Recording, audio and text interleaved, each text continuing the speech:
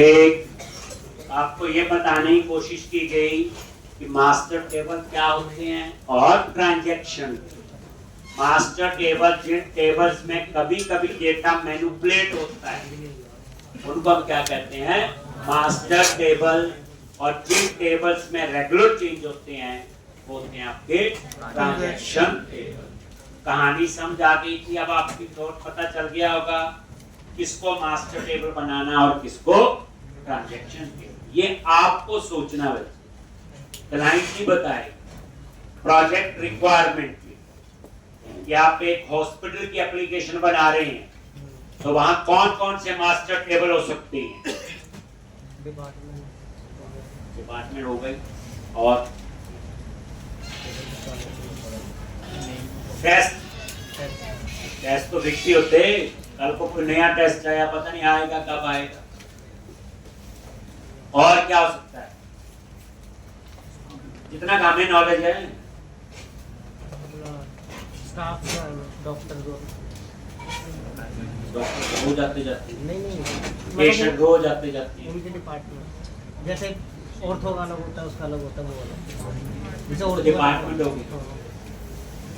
अभी हमारी इतनी जम थी, बाकी जो हॉस्पिटल वाला प्रोजेक्ट बनाएगा तो हम उससे पूछेंगे, वो हमें पूरी रिक्वायरमेंट देगा, फिर हम डिसाइड करेंगे कौन से मास्टर टेबल है और कौन से ट्रांजैक्शन टेबल। मेन मुद्दा था हमें समझाना चाहिए।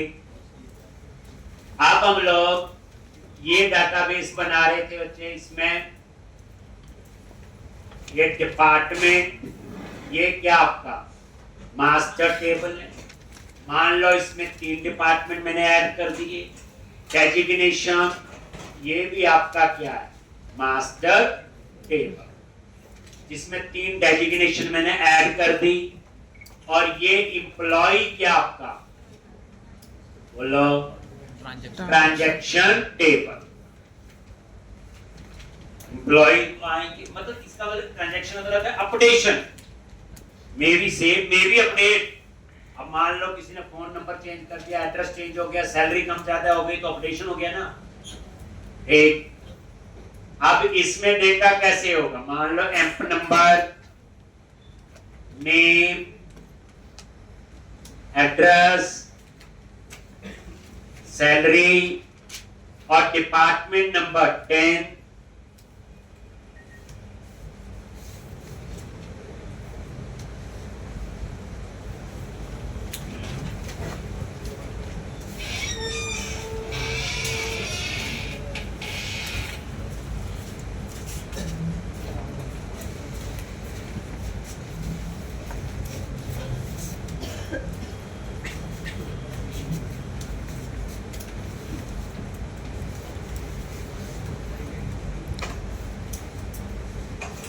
इसी तरह से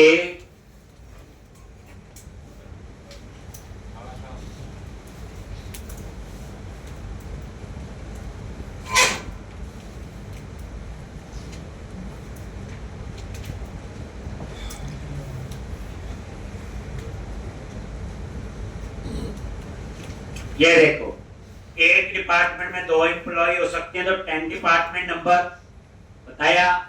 फॉर्म की डुप्लीकेट हो सकती है, फॉर्म की मल्टीपल भी हो सकती है, 2 बन गए इसके ऊपर।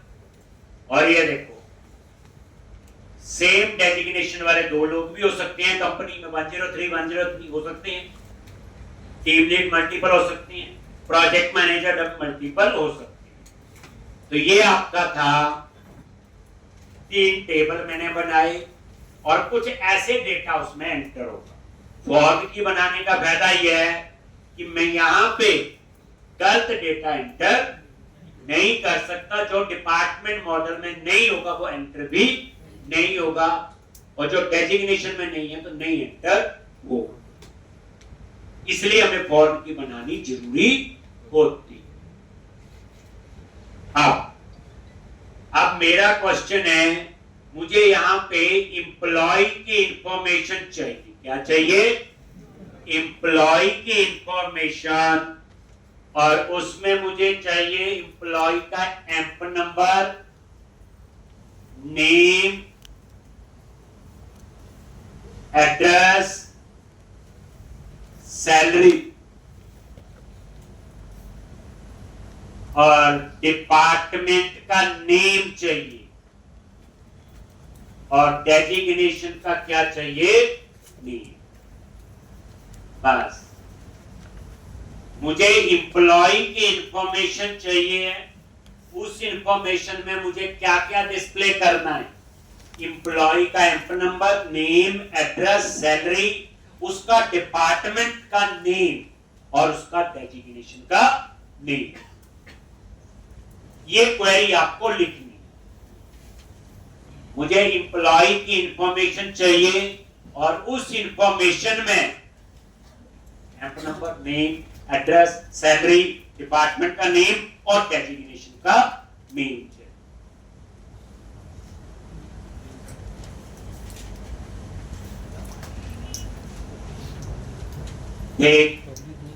लिखो query.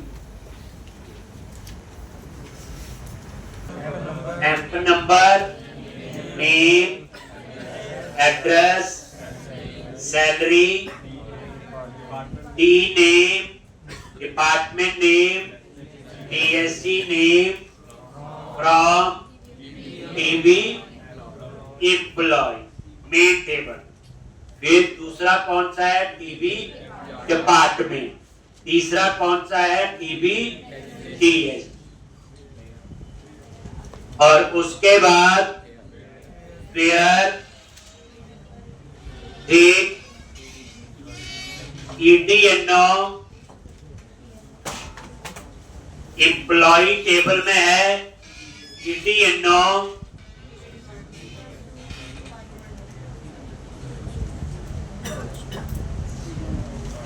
Is equal to employ table में क्या नाम है कॉलम का, EDNO, और टीबी डेप्थ में क्या है, DNO। ये इक्वी ज्वाइन है, इसका रूल है कॉमन कॉलम होने चाहिए। And DSG code, DSG code designation table के साथ। आप बच्चे कुछ भी कर लो, डाटाबेस नहीं ठीक डिजाइन प्रोजेक्ट आप बना ही नहीं सकते। ये क्वेरी नहीं लिख सकते थे अगर डाटाबेस ही ठीक नहीं डिजाइन, तो क्वेरी कैसे लिखोगे, क्वेरी कैसे सोचोगे, बताओ आप लोग। ठीक, तो इस तरह से ये आपकी क्वेरी इसने ऐसे लिखी, करना वाला हाथ खड़ा,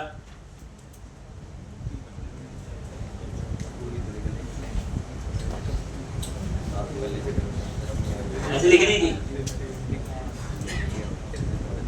क्या सोचा, ऐसे लिख लीजिए आपने बच्चे।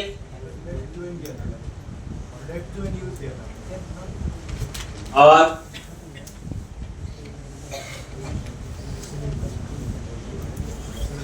चलो, तो ये सिंपल थी। अब कल तक तो किसी ने लिखी थी, कल की बात करें, आज कुछ बच्चों ने लिखना शुरू की। कल को हम और प्रोजेक्ट बनाएंगे मल्टीपल, तो और पता चलेगा।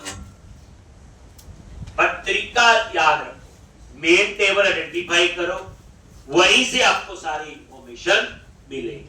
अब इस क्वेरी में कुछ थोड़ा सा हम और कोशिश करते हैं। देखो, ये जो टेबल नेम है, हम इनके अलायस दे सकते हैं। कैसे अलायस, क्या होता है, शॉर्ट नेम। ए दे दिया इसका,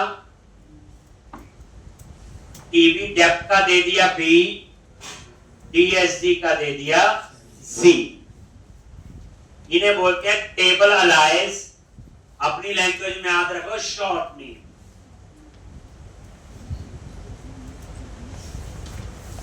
घर का नाम रखा होता है, ठीक है। इसका बताता हूं कब देने होते हैं। अब यहां पे EDNO कहां पे है, एम्प्लॉय टेबल में, तो उसका अलायस क्या, ए। ये लिखोगे A डॉट EDNO। DNO कहां पे है, डिपार्टमेंट, तो B dot DNO। A dot क्योंकि ईडीएसजी कोड तो एम्प्लॉय में है, तो उस टेबल का नाम है ए और ये सी डॉट, ऐसे लिखोगे। ये टेबल के अलायंस दे दिए। मैं इस क्वेरी में अलायंस ना भी दूं तो भी चल जाए। फिर अलायंस देने जरूरी कब होते हैं? जब आपका कॉलम का नेम सेम हो मल्टीपल टेबल में। मान लो आपने टीबी एम्प्लॉय में भी कॉलम का नाम डीएनओ रखा हुआ और टीबी डेप में भी डीएनओ है, तो वो तो कंफ्यूज हो जाएगा कौन से वाला डीएनओ। तो फिर आप ऐसे लिखोगे, ए डॉट डीएनओ मतलब एम्प्लॉय टेबल का डीएनओ, बी डॉट डीएनओ मतलब डिपार्टमेंट टेबल का डीएनओ। तो याद रखना, जब कॉलम का नेम सेम हो तो अलाइंस देने जरूरी होते।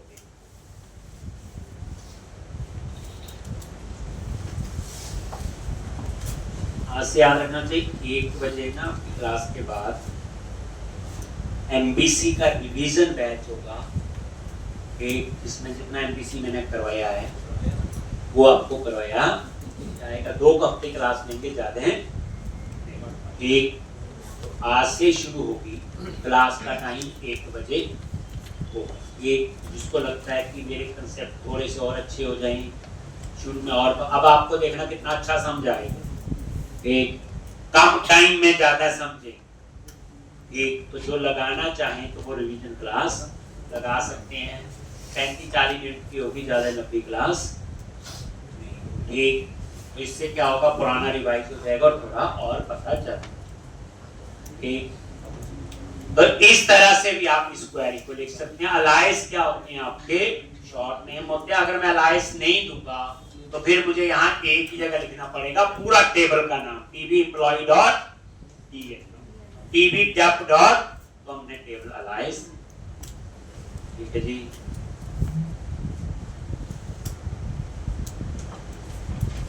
तो अब हमने क्या करना है, एक नया 2 सैंपल डाटाबेस बनवाए, समझाए। 3-4 तो प्रोजेक्ट बनाने हैं, काफी अच्छी प्रैक्टिस धीरे धीरे हो जाएगी। तो अब मैं आपको नया प्रोजेक्ट बनाएंगे एमबीसी का, उसमें मैं ये वाला डाटाबेस यूज करूंगा, डिपार्टमेंट डेजिग्नेशन और एम्प्लॉय वाला। उससे अगली एप्लीकेशन बनाऊंगा तो उसमें वो कंट्री, स्टेट, सिटी और रजिस्टर वाला, तो वहां पे और पता चल जाएगा आपको जो थोड़ी बहुत डाउट्स हो। तो बस ये नया प्रोजेक्ट बना रहे, सारी पुरानी चीजें यूज होंगी जो आज तक पढ़ी एमबीसी में। ठीक, बस फर्क कितना, इसमें मल्टीपल टेबल यूज होंगे जो अभी तक हमने यूज नहीं। फिर बार बार मल्टीपल टेबल कौन से बने, ये सबसे इंपॉर्टेंट होता है। ठीक, इसलिए मेरी कोशिश रहती है कि हम डाटाबेस हैंडलिंग पे जाते हैं। जो वैसे 70 to 80% किसी भी प्रोजेक्ट में, किसी भी लैंग्वेज में काम कर दो, डेटाबेस हैंडलिंग ही होती है। तो उसकी तो मास्टरी होनी चाहिए। Create new project,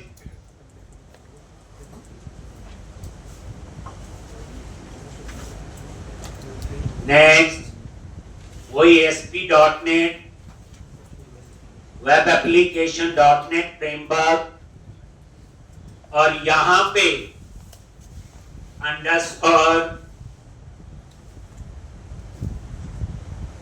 code first, आगे लिख दिया एम टैब DSG अंडरस्कोर 1144, पता चल जाएगा एम्प्लॉय डिपार्टमेंट और डेजिग्नेशन वाली एप्लीकेशन। नेम तभी थोड़ा मीनिंगफुल देते हैं। ब्राउज करो, कहां सेव करना है, मैंने बोला डी ड्राइव में ASP.NET MVC। ग्रेट, अब आपको पता है क्या काम करेंगे, एक की जगह 3 मॉडल बनाएंगे। एक्साइटमेंट क्या है, कोड की, तो मॉडल बनाएंगे, एंड फ्रेमवर्क इंस्टॉल करेंगे, वेब कॉन्टेक्स्ट नेटवर्किंग लिखेंगे, माइग्रेशन इनेबल करेंगे, एप्लीकेशन डीबी कॉन्टेक्स्ट बनाएंगे, ऐड माइग्रेशन अपडेट। अब चीजें पता आपको, कहानी वही। नया प्रोजेक्ट बनाएंगे तो मन करेगा कोई नया थीम अप्लाई कर दें, ठीक, वो भी कर लेंगे अप्लाई। मान लिया इसमें वैलिडेशन भी लगा ही लेंगे, पढ़ा हुआ वैलिडेशन टॉपिक, तो जो पढ़ा है वो सब यूज होंगे। पढ़ते इसीलिए हैं कि सारा हम यूज कर, ग्रेड अपसर्ट भी होगा, टर्नरी ऑपरेटर भी यूज होगा, सब यूज होगा। जिसने पिछली एप्लीकेशन बना के देखी है अब वो कंफर्टेबल हो।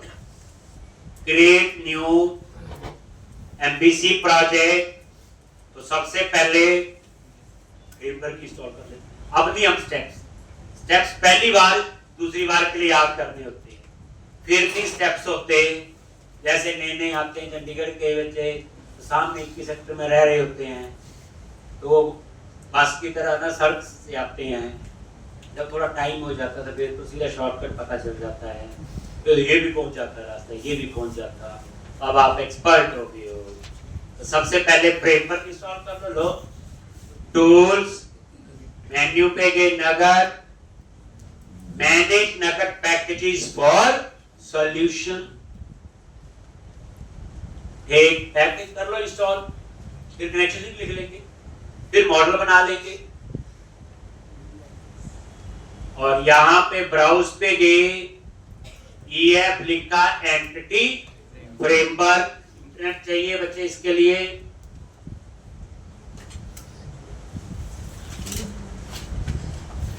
और एंटिटी फ्रेमवर्क कोर नहीं, और 2 असाइनमेंट पर कोर यूज होगा। एंटिटी फ्रेमवर्क प्रोजेक्ट सेलेक्ट कर लिया और इंस्टॉल, ये है एंटिटी फ्रेमवर्क, और इसको इंस्टॉल कर दो। ठीक,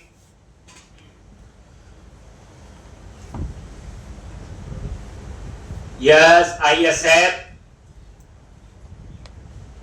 अब यहां पे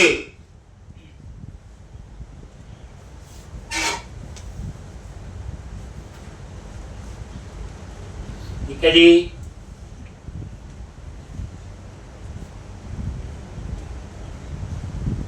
packages.config में जाओ, देखो फ्रेमवर्क इंस्टॉल हुआ कि नहीं।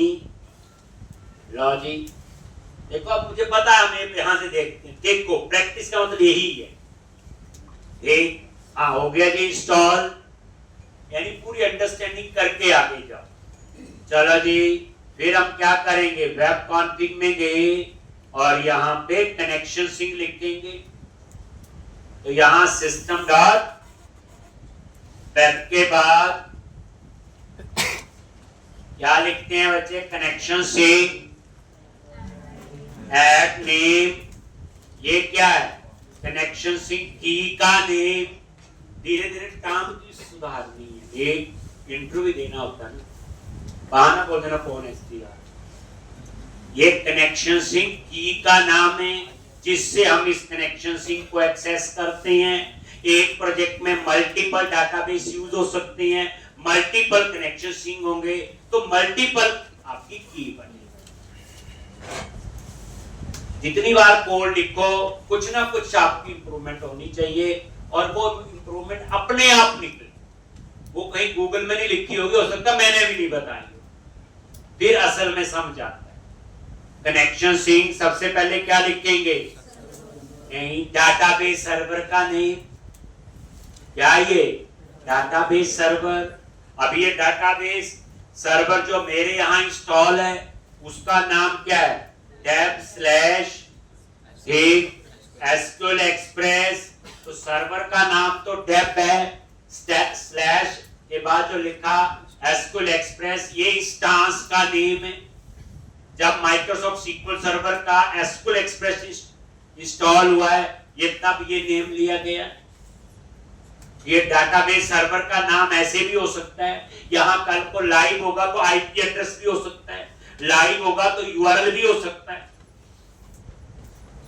दूसरी लोकेशन पे जो एक्सेस करने के लिए हो सकती हैं चीजें। अब ये लोकल है तो ये लिख दिया, कल को लाइव करोगे तो हो सकता है यहाँ पे आपको पोर्ट नंबर दे कोई 10TA समथिंग, ये लिखना है, ठीक, क्योंकि डाटाबेस सर्वर अलग मशीन पे होता है। हो सकता है बॉम्बे में तो उनसे है, उसके बदले में वो पैसे लेते हैं, डेवलपर से नहीं लेंगे, जिस कंपनी का सॉफ्टवेयर होगा ये वो नाम से ना लें। डेटाबेस, जिस नाम से डाटाबेस बनाना है, तो यहाँ पे DB_M TSG 1144 सेव नाम का बना होगा तो एरर देगा, चेंज कर देंगे। फिर उसके बाद माइक्रोसॉफ्ट सीक्वल सर्वर का क्रेडेंशियल स्पेसिफाई करोगे। अगर विंडोज ऑथेंटिकेशन है तो यहां पे इंटीग्रेटेड सिक्योरिटी किसके लिए होता है? विंडो ऑथेंटिकेशन को इनेबल करने के लिए। अगर आपके पास एसक्यूएल सर्वर ऑथेंटिकेशन है तो यहां सीक्वल सर्वर का यूजर नेम और पासवर्ड आएगा। तो ये विंडो ऑथेंटिकेशन को इनेबल करने के लिए इंटीग्रेटेड सिक्योरिटी ट्रू। उसके बाद आपने प्रोवाइडर देना है जिससे ये पता चलेगा ये डाटाबेस माइक्रोसॉफ्ट सीक्वल सर्वर का है। इसमें कहीं नहीं लिखा माइक्रोसॉफ्ट सीक्वल सर्वर, ये तो डाटाबेस सर्वर का नाम है। ओरेकल का भी हो सकता है ऐसा नेम, माई सीक्वल का भी हो सकता है। यहां से पता चलेगा system dot data dot SQL client, ठीक। ओरेकल होगा तो ओरेकल का प्रोवाइडर आएगा, माई सीक्वल होगा तो माई सीक्वल। ये प्रोवाइडर इंटरनेट पे अवेलेबल होते हैं, जो भी डाटाबेस होगा उसको आप लिख सकते हैं। कोड फर्स्ट का तो यही तो फायदा है, सिर्फ कनेक्शन सिंग ही बता चेंज करना, बाकी सेम कोड होता है। चलो जी, अब हम लोग मॉडल्स में जाके एक अब हम लोग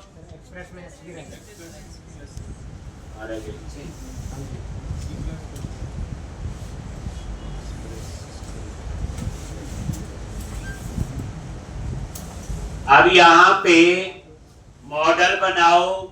मॉडल पे राइट क्लिक किया, ऐड क्लास, और क्लास का नेम दे दिया डिपार्टमेंट।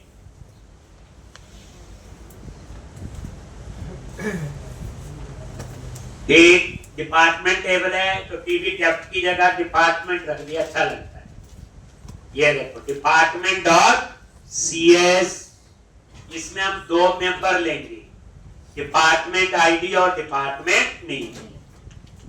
एक तो आपको बताया हुआ कैसे लोगे, फ्रॉम, दो बार टैब प्रेस करो, आईडी। पता आईडी का फायदा क्या है? प्राइमरी की भी बना लेगा, ऑटो इंक्रीमेंट। दूसरा नेम, तो ये डिपार्टमेंट का नेम, लेकिन नेम को खाली नहीं छोड़ सकते, तो यहां पे रिक्वायर का नेम स्पेस ऊपर इंपोर्ट कर लो, system dot component model dot data annotation. लो जी, हो गया डिपार्टमेंट मॉडल। अब दूसरा मॉडल बनाएंगे डेजिग्नेशन, उसमें भी दो ही होंगे, आईडी और नेम। तीसरा बनाएंगे एम्प्लॉय आईडी ले लेंगे, अपना नंबर भी लिखेंगे, आईडी, नेम, एड्रेस, सैलरी। बस फॉरेन की कहानी में क्या ध्यान रखना है, जैसे प्राइमरी की में ध्यान रखा है, वहां भी कुछ ना कुछ होगा। तो इतनी देर में जो बातें बोल रहा हूं, कोड में एक्साइटमेंट ये है फॉर्म की कैसे बनती, बट फॉर्म की क्या होती, क्यों बनाते हैं, इसका कोई लेना देना नहीं कोड। ये ओरेकल वाले को भी वही मीनिंग पता होगा, माई सीक्वल वाले को भी वही पता होगा, ऐसा कुछ नहीं है। अब आप क्या करो, मॉडल पे राइट क्लिक करो, ऐड क्लास डेजिग्नेशन, लो जी, और इसमें भी दो ही मेंबर लेंगे, आईडी और दूसरा क्या होगा, नेम, और इसको भी खाली नहीं छोड़ सकते, रिक्वायर्ड,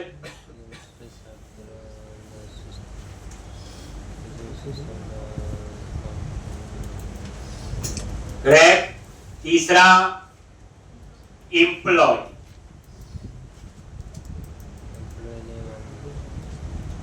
अब ये जो डाटाबेस की कहानी समझ पा रहे हैं, इसका कोई लेना देना नहीं है एमपीसी, ये तो हर में ऐसे बनेगा।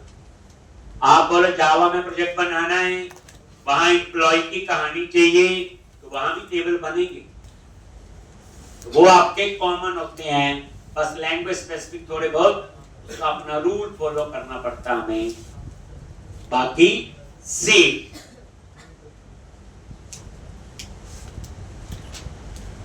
चलें आगे। नेक्स्ट मॉडल क्या बनेगा? एम्प्लॉय, उसमें employ ID, name, address, salary, 4 column तो हमें पता ही है कैसे बनते हैं।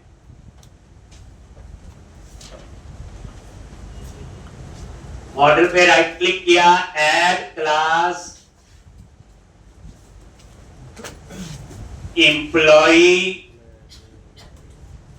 लॉजिक प्रॉप, पहला column ID that is employee ID, then prop string employee name, prop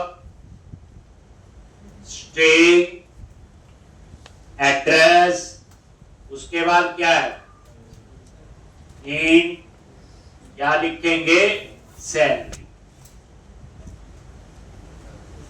अब यहां पे नेम को खाली नहीं छोड़ सकते, रिक्वायर्ड। अब वैलिडेशन पड़ी हुई है, हम पहले ही अपनी सारी तैयारी करके चल रहे हैं।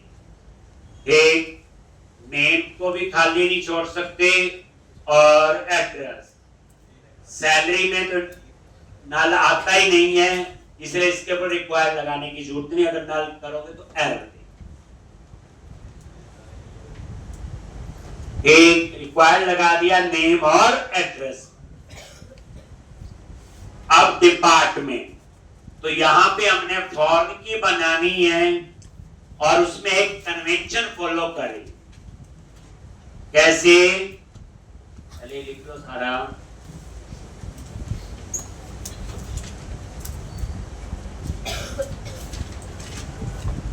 एक क्वेश्चन ये करना है जो कर रहे हैं हम लोग। एक एप्लीकेशन करवाऊंगा जिसमें कंट्री स्टेट सिटी वाला होगा, उसके बाद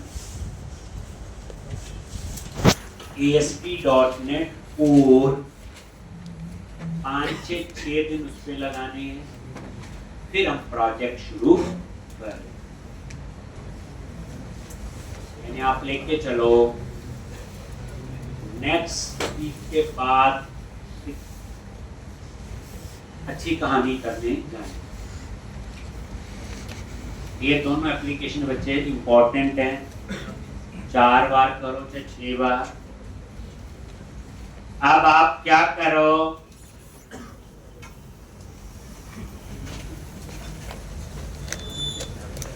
नेक्स्ट वीक में आपने अपनी अपनी मशीन पे विजुअल स्टूडियो 2022 भी इंस्टॉल करवा। आराम से जो टाइम लगेगा मेरे, और नेक्स्ट वीक है पूरा आपके पास। तो विजुअल स्टूडियो 2019 तो है ही है, पर 2022 इंस्टॉल करवा। अब यहां पे डिपार्टमेंट, ध्यान से कन्वेंशन, डिपार्टमेंट क्या है? मॉडल का नेम, ये कन्वेंशन है, और आईडी क्या है? उसकी प्राइमरी की का नेम।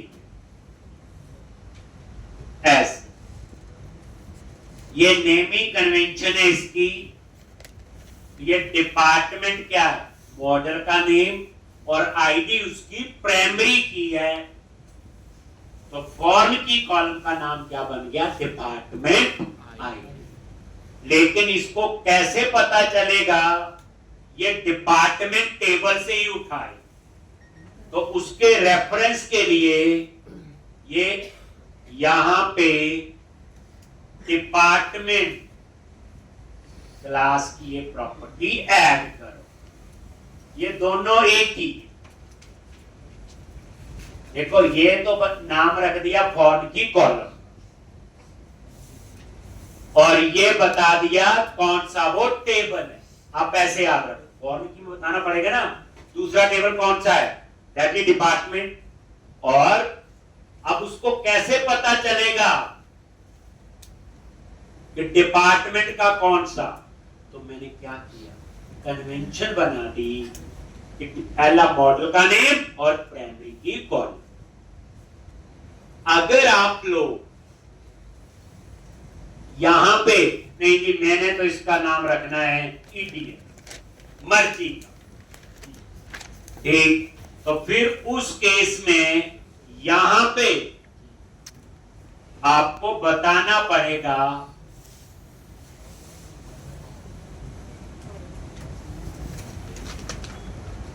क्या बताना पड़ेगा, फॉर्म की किसको बनाना है, आप फिर यहां लिखोगे एक्स।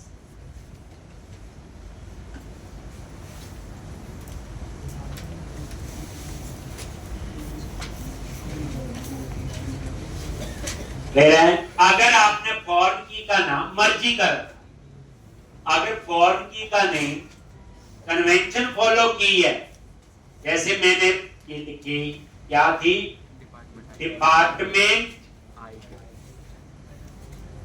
आई, डिपार्टमेंट मॉडल का नाम आईडी प्राइमरी, तो फिर आपको ये लाइन लिखने की जरूरत नहीं है। लिख भी दोगे तो भी कोई बुरी बात नहीं, समझने के लिए चलो लिख ली, ये होगा, मतलब जो फॉर्म की लिखा ना मुझे लिखने की जरूरत नहीं।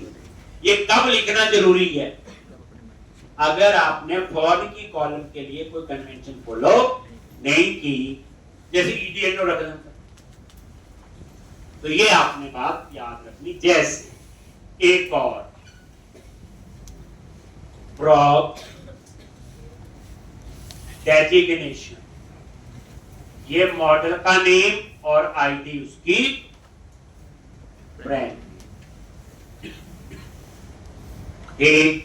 इसके साथ रिलेशन, यहां पे डेजिग्नेशन, और ये बीच में फॉर्म की लिखना कब जरूरी है, अगर आपने कन्वेंशन फॉलो नहीं।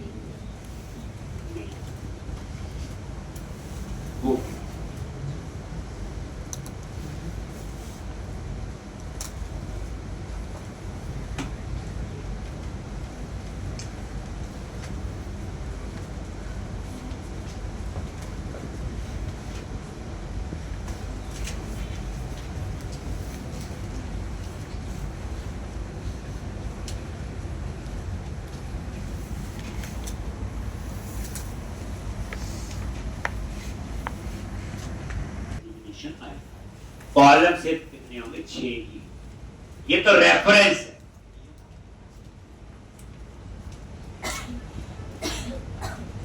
अब उसके बाद क्या करेंगे,